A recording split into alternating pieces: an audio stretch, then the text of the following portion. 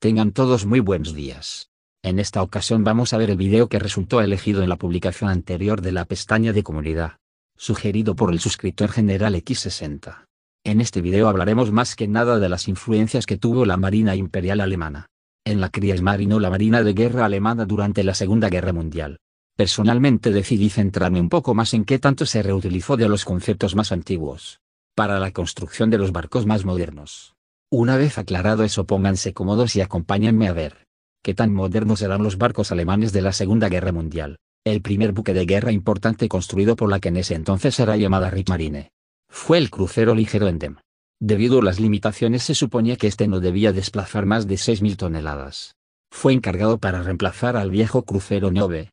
Endem debió adaptarse a una serie de restricciones bastante complicadas. Reducir el desplazamiento a 6.000 toneladas evitaría en teoría que los alemanes pudieran igualar a lo que se esperaba construir en las marinas extranjeras en un periodo de tiempo similar. Aunque el Endem estaba relativamente fuera de este límite, ya que desplazaba un poco menos de 7.000 toneladas a plena carga. Aunque los registros oficiales se catalogó justo sobre el límite, debido a la falta de personal y de las instituciones correspondientes, los alemanes optaron por utilizar los cañones de 15 centímetros que aún tenían almacenados de la Primera Guerra Mundial. Estos eran los mismos que habían montado los acorazados de la clase Kaiser, o los cruceros acorazados de la clase Scharnhorst.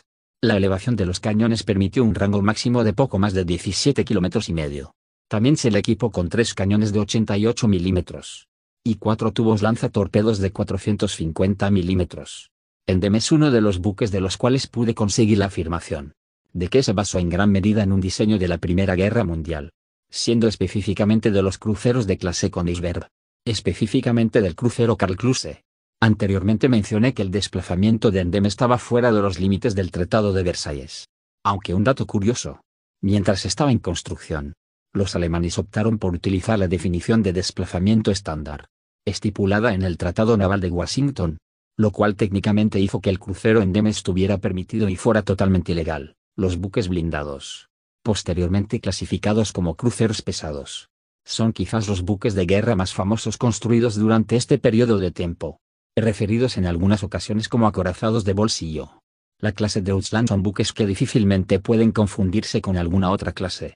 Así como Endem fue diseñado para reemplazar un crucero ligero, los buques blindados estaban destinados a reemplazar a 3 de los 6 acorazados que aún mantenían en Alemania. El desplazamiento de 10.000 toneladas fue el mayor de los problemas de diseño, ya que este desplazamiento a duras penas era suficiente para construir un crucero pesado, similar a lo que estaban construyendo otras potencias, lo cual se consideró inadecuado para un buque capital. Después de considerar muchas opciones que reducían el número de cañones, o jugaban un poco con el calibre de las armas y el blindaje, se optó por diseñar y construir un buque que a mi parecer fue lo mejor que pudieron hacer con el desplazamiento. A pesar de que resultó ser un proyecto desbalanceado, pese a ser de la misma clase, las 3 unidades tenían un desplazamiento distinto. Deutschland era el más ligero con 10.600 toneladas totalmente descargado. Admiral Scheer desplazó poco más de 11.500 toneladas, mientras la última unidad y la más pesada, que fue Admiral Graf Spee, desplazó poco más de 12.300 toneladas. En una búsqueda de ahorrar la mayor cantidad de peso posible, una gran cantidad de las uniones en el casco de los barcos fue unida mediante soldadura en lugar de estar remachados como se hacía tradicionalmente. También la planta propulsora fue una zona donde se buscó ahorrar peso. Los motores MAN que funcionaban con diésel fueron la opción elegida, aunque si bien tenían un rango excepcional, según encontré en ciertas ocasiones llegaron a tener problema con su maquinaria, aunque no fue nada demasiado grave. La velocidad alcanzada durante las pruebas de mar oscilaron entre 28 a 29 nudos y medio. El armamento principal finalmente se fijó en 6 cañones de 28 centímetros. Estos se montaron en 2 torres triples que permitieron una elevación máxima de 40 grados, lo que les confería un rango de disparo de poco más de 36 kilómetros. El blindaje se basó en un cinturón principal de 80 milímetros de espesor, que se redujo en los extremos hasta unos 60 milímetros. Las torres principales tenían una placa delantera de 140 milímetros y una cubierta principal de 45 milímetros. Dije que estos barcos eran desbalanceados, porque si lo comparamos con un crucero pesado, el blindaje es bastante pobre. Si bien puede repeler cañones de 8 pulgadas a distancias relativamente largas, sigue siendo un tanto vulnerable, ya que en teoría está menos protegido que cruceros contemporáneos, aunque mantiene una ventaja artillera totalmente indiscutible. algo que quedó demostrado en la batalla del Río de la Plata. Fuera de las comparaciones naturales con los acorazados a quienes debían reemplazar, no encontré evidencia de una influencia muy notoria de algún diseño de la Primera Guerra Mundial. El siguiente gran buque de guerra del que quiero hablarles es la clase Scharnhorst. Temas aparte de si son cruceros de batalla, acorazados o algo similar. Eran barcos bastante grandes, siendo los primeros buques construidos en Alemania desde la Primera Guerra Mundial que superaron el margen de las 25.000 toneladas. Estos barcos son bastante curiosos, ya que algunos han señalado que el diseño original provenía directamente de los últimos cruceros de batalla diseñados por el Imperio Alemán, siendo estos la clase Mackensen y la clase Erzherzog. Este era un nombre provisional, ya que esta clase nunca llegó a recibir un nombre como tal.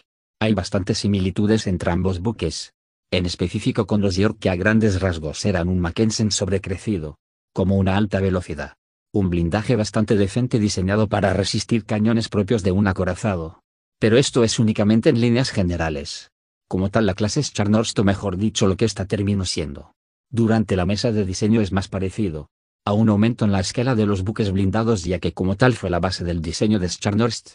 Si bien durante la fase inicial del proyecto sí se planeó utilizar como base a los York, esto fue durante una etapa bastante temprana donde se esperaba construir buques de alrededor de 20.000 toneladas, armados con 8 cañones de 30 centímetros. Básicamente un York en tamaño reducido, bastante similar a lo que hubiera sido un Derfflinger con el desplazamiento de von der Tann, por lo cual durante una parte del diseño sí hubo una influencia directa por diseños más antiguos, pero este terminaría siendo un poco más distinto a estos mismos. Los buques de guerra alemanes más famosos de la historia, casi sin ninguna duda, fueron los dos acorazados de la clase Bismarck. Se ha dicho mucho sobre estos barcos.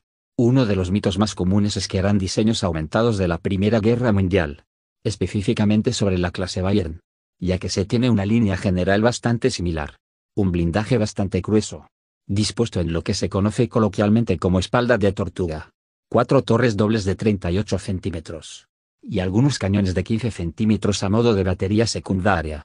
Pero esas son casi todas las similitudes que se pueden remarcar. Bismarck como tal se diseñó sobre una base más pequeña de la que terminaría ocupando realmente. Originalmente se esperaba que el barco cumpliera los requisitos de peso del Tratado Naval de Washington, es decir, se esperaba construir un barco de alrededor de 35.000 o 36.000 toneladas de desplazamiento. Se concibió con un gran blindaje y velocidad, por lo cual iba a aportar cañones de aproximadamente 33 centímetros.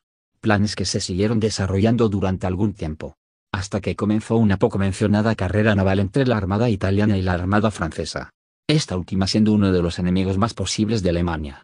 Los italianos comenzaron con el diseño y construcción de acorazados de 35.000 toneladas armados con cañones de 38 centímetros, cosa que los alemanes adivinaron correctamente que Francia construiría buques similares, por lo cual era una necesidad que los nuevos acorazados pudieran competir con estos mismos. Por lo cual, después de algunos cambios en el diseño original, Bismarck terminaría saliendo a la luz como un buque más pesado que sus contemporáneos, pero sin alejarlos mucho del tema principal del video. No podemos ver una clara influencia de diseños de la Primera Guerra Mundial de una manera muy clara, aunque se ha llegado a señalar que el hecho de que los alemanes como tal optaran por 4 torres dobles, en lugar de disposiciones con torres triples o cuádruples, tiene más que ver con lo que la Marina alemana había aprendido durante la Primera Guerra Mundial. Es decir, que esta disposición aseguraba un poder de fuego parejo en ambos extremos, además de reducir el número de armas perdidas en caso de que una torre sea destruida. Estos pensamientos databan de la Primera Guerra Mundial, donde las torres triples no eran muy confiables, por lo cual en una Alemania que no había podido construir y aprender nuevas técnicas ni buques de guerra, puede que este pensamiento se siguiera arrastrando. Es una posibilidad grande, más no la confirmaré ni la voy a rechazar. Luego, con otros diseños como lo es la serie H, es el mismo tema, ya que como tal utilizaron la base de Bismarck, mientras que por ejemplo la clase O es bastante más distinta a lo que fueron los cruceros de batalla alemanes de la Primera Guerra Mundial, o el propio Scharnhorst, por lo cual no creo que haya aquí algún tipo de influencia. De hecho, en un pensamiento muy personal, la clase O es bastante parecido en concepto y capacidades a lo que terminarían siendo los cruceros de batalla de la clase Rheinland. Ahora que lo pienso, es un duelo bastante interesante. Posiblemente lo veremos en el canal algún día. Como conclusión, podemos ver que la Marina alemana sí llegó a tener influencia directa de diseños de la época de 1916 a 1918, como es el caso del crucero Endem. Aunque esto no fue para todos sus buques de guerra, ya que algunos tenían poco o nada que ver con estos mismos. aunque posiblemente bastante del conocimiento técnico que poseía la Marina alemana en 1930 y 1940.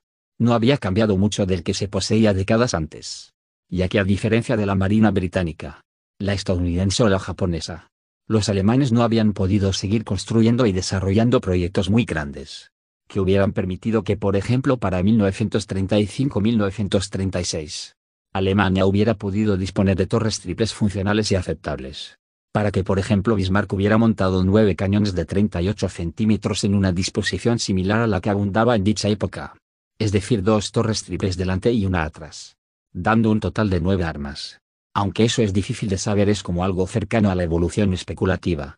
Posiblemente estos barcos hubieran sido muy distintos o bastante similares. Pero ese es tema para otro video. Para bien o para mal, los alemanes construyeron barcos bastante similares en conceptos específicos a los que se habían construido décadas antes. Aunque se puede debatir su eficacia, lo que a mi parecer es innegable, es que, por ejemplo, Bismarck exhibió capacidades bastante sólidas y, en lo personal, una estética bastante agradable. Pero me interesa saber su opinión.